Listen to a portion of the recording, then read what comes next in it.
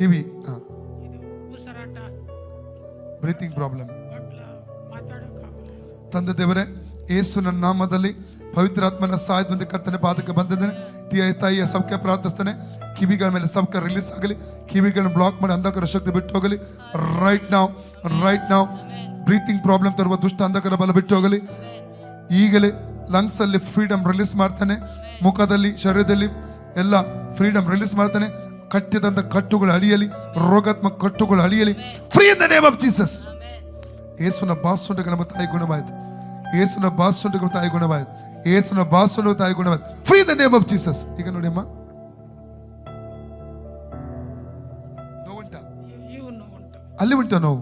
ಇಲ್ಲಿ in the name of Jesus ರೋಗಾತ್ಮಕ ಶಕ್ತಿಯನ್ನು ಗದರಿಸ್ತಾ ಇದ್ದಾನೆ. ಆ ಬೆನ್ನಿನಲ್ಲಿರುವಂತಹ ನೋವುಗಳನ್ನು ಡಿಸ್ಕನೆಕ್ಟ್ ಮಾಡ್ತಾನೆ. Free right now in the name of Jesus. ಕಟ್ಟು ಅಳಿಯಲಿ ಯೇಸು ನಾಮದಲ್ಲಿ. ಈಗ ನೋಡಿ ಅಮ್ಮ, ಹೋಯ್ತಾ? ಹೋಯ್ತು. ಯಾರು ತಗೊಂಡ್ರು? ಯೇಸು ಏಸಪ್ಪ. Okay okay okay okay.